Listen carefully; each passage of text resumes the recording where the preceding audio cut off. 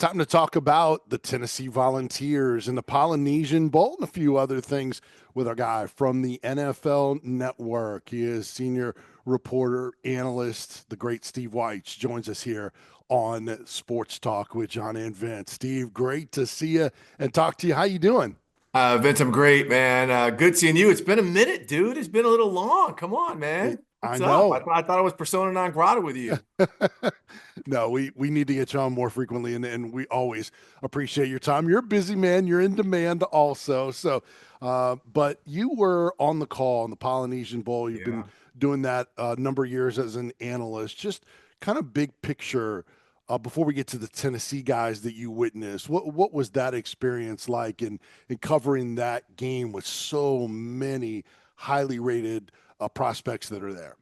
It's great. I mean, I've done this for several years now, and it's the top high school all-star game in the country. And what's amazing is besides there being a handful of millionaires playing in this high school game every year, is like a lot of these guys are already enrolled, right? Mhm. They went to bowl practices in the winter.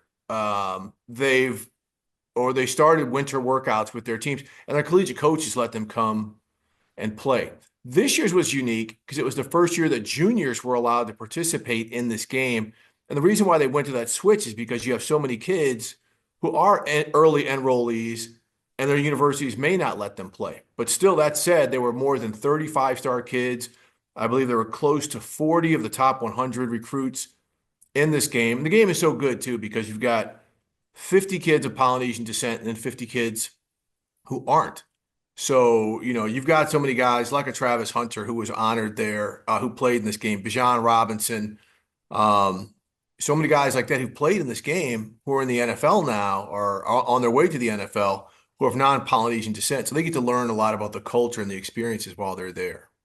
Yeah, Tennessee has numerous Yeah. Polynesian players on their roster, including one that you guys interviewed or one of your reporters did on the sideline, and quarterback Nico Iamaleava, whose brother Madden was there. Yeah, going to Arkansas.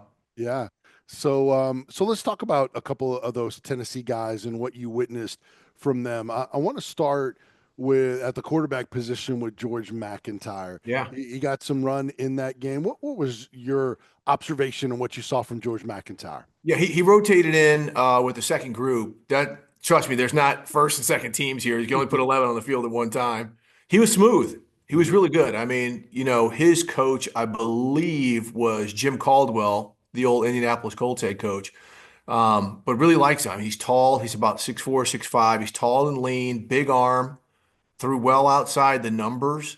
Sometimes this All-Star game, when you play against that high caliber of talent, there can be breakdowns and protections and things like that. So he didn't necessarily have the best protection in the world, like the starter. I forget the young man's name going to Cal, who's insane. Mhm. Um, but I thought he was really smooth. He looked a lot like Nico when Nico played in this game a couple years ago, except he does not have similar mobility. So Right. that's physical stature, yes, mobility, a little different player. All right, we're visiting with Steve Weiss from the NFL Network, senior reporter and analyst joining us. He was one of the analysts for the Polynesian Bowl, which you saw on the NFL Network, that had Tennessee had the second most players there behind Yeah. just Oregon with five that played in the game. So one of the guys that you guys were certainly talking up that was the highest rated offensive tackle in the country, David Sanders Jr. Oh my gosh. What did you see from him? Well, first off, I mean, you talk about the eye test, right? This kid's about 6'5", 6'6", probably 300 pounds, but he's built like a basketball player, right? Like he almost like these NFL guys, these big dudes with no fat on them. Right. When I was talking to Jim Caldwell about him, I said, Jim, you coached at Wake Forest and you coached a lot of these collegiate levels in the NFL. What do you see when you see him? He's like a pup. He's like, you can put 15 pounds on this kid, like upper body strength, and he's not going to miss a beat. Like I said, he's built like a basketball player. Unbelievable feat in athleticism, right? So he's somebody who will probably initially be more of a pass protector more than somebody's going to get there and drive somebody off the ball until he gets his strength up. But athletically, zone run scheme, pass protector, I mean, he's a plug and play type of talent. Awesome. And how about the one-handed catch on the sideline he made as well, showing that I'm telling you, he's athleticism? an athlete, Yeah. man. Yeah. Steve Weiss joining us here from the NFL Network. So another guy that really made an impact is tight end Deshaun Brame. What'd you see from him? He made some plays. He's I mean, the tight ends actually, there were some great players in this game, but the tight ends as a group were probably the most recognizable talent group. And Brahim, all of these guys are probably 6'4" taller. Mhm. They fit the eye test. Again, one thing when you get into, you take a step up into college is the physical strength aspect. But I think he's also an early enrollee, so he's getting all that together now. So he'll be ready in the fall. Look, he's somebody upfield corner routes. Mhm. That's one thing both coaches said. Gary Kubiak was the other coach. He's like, look, these guys are so talented, looking to go up the seam into the corner. So you see the route running, you see the ability to do those things. They didn't run a lot of short hooks and some things that like zone beaters that you see these guys run in college. So you didn't really get to see that because they were going downfield in this game. But again, you see the athleticism, you see the physicality when they had to block as well. So that's something, the way Tennessee likes to play, that's going to be huge. Another guy that had a few catches in the game, played a little bit, Travis Smith Jr. Any observations of him? Just another athletic player like Mhm. Tennessee's been getting. It seems like every year Tennessee's got like 5 or 6 guys in this game. Right. Um, nice for these guys to get a nice trip out to the tropics before they head to Knoxville. But again, another athletic type of player, sure hands. The quarterback in this game were elite level. These are guys who are probably going to start as freshmen or red shirt, behind Nico for a year and then get in. But you could tell he was very comfortable in reading the defenses, right? These defenses could only play cover three. They could man up or play the cover three zone. So a lot of the back third of the field were open. And he really exploited that a couple times as well. So again, the recognition, that's one thing you want to see if these kids are all incredible athletes, who play in this game. But see what they understand and see how they compete. All those Tennessee guys check the box. Steve Wyche, NFL Network senior reporter, joining us here on Sports Talk with John and Vince. A couple other guys who were in that game: Ethan Utley, Jaden Perlotti. Perlotti did not participate, so still great experience. And now back on campus as 23 of the 25 in the signing class from Tennessee are early enrolls. So it's a whole new ball game. I want to get your thoughts on the National Football League real quick, Steve. And obviously the Chiefs are getting ready to try to make history and three-peat. And the starting right guard for the Chiefs is Trey Smith, who, as you know, had the medical coming out with the blood clots, sixth-round pick, and has been a starter from day one, and is Pro once, Bowler. yeah, Pro Bowler as well. So give me your thoughts on what you see in Trey Smith, because I know he's got an opportunity to get paid here real soon as well.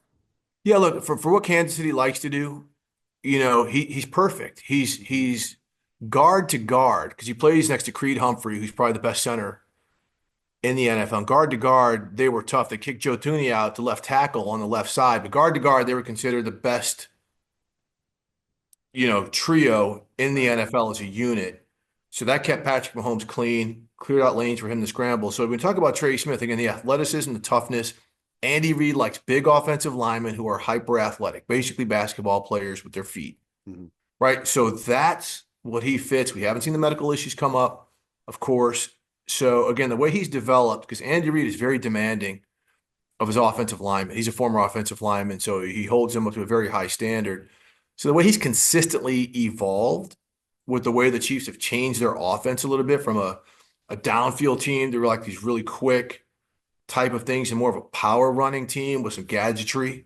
These linemen are asked to pull and do a lot of stuff or trap a lot and do some game scheming up front to combat the defense, to kind of screw up the defensive players' keys. Um, he's one of the best. He's a Pro Bowler. I mean, he's one of the best in the NFL. So, what do you think about the matchup with the Super Bowl? Is it what many people are assuming, that Chiefs are going to win a close game like they always do? Trust me, I don't get it, but it's like 9/10 of the United States wants the Chiefs to lose. I think because they're Right. sick of seeing them so often Right. and sick of seeing Patrick Mahomes and Travis Kelce and Andy Reid in like 90% of the commercials we see. Um, but once they got home field advantage, I think a lot of people felt like it is going to be tough to beat them in Kansas City. I think a lot of people felt as great as Buffalo played and felt the Ravens might be a better matchup because of all the abundance of weapons that they have. Um, but they don't beat themselves. I mean, They in situational football, they don't drop passes, they don't get penalties. They're able to overcome some mistakes that they make, and that's just why they're here every year. And when they were injured a little bit earlier in the season, those guys are healthy now too, the Pachecos and guys like that, Kareem Hunt. So the fact that they've got everybody flowing in the right direction and they're peaking at the right time is why they're so dangerous. Steve, last thing, what's been the best coaching hire this offseason for any team? Well, I mean, you could sit there and say Ben Johnson because he's such a great schemer and everything. He gets to go to Caleb Williams, but I don't think that's the best one yet. I think Pete Carroll going to the Raiders. Like, I don't think it's an overly desirable job because of their quarterback situation and where they're drafting. It's going to be tough for them to get a quarterback, but that is a building that lacks culture, right? They live off the brand, silver and black, commitment to excellence. Pete's going to come in there real quick with that energy, and he's going to be here, and he's going to put his arms around that building, make everybody feel important, make everybody feel special, change some of the dynamic. They got a lot of people who've been there for a long time. They're quite comfortable in their roles. And I'm not just talking about on the field. Pete is going to change the dynamic of the building. It's what he did in Seattle. It's what he did at SC. And I think he's got an opportunity. You can say whatever you want about his age, to remake the Raiders in a way that will live up to the brand, but also get them competitive and arguably the best coaching division, Yeah. In the NFL, where you've got Sean Payton and you've got Jim Harbaugh and you've got Andy Reid and now Pete Carroll. But to me personally, to me, it's just crazy how it's not being discussed more. Yeah. I think that is the best overall hire for a team fit than any that were made. Love it. Steve Wyche, NFL Network senior reporter and analyst. Nice enough to spend some time with us, Steve. Promise we will do it sooner than next year's Polynesian Bowl. Enjoy the lead up to the Super Bowl and the game, and we'll catch up with you again soon. Appreciate you, my brother. All right, appreciate you. That is Steve Wyche here on Sports Talk 99.1, the Sports Animal.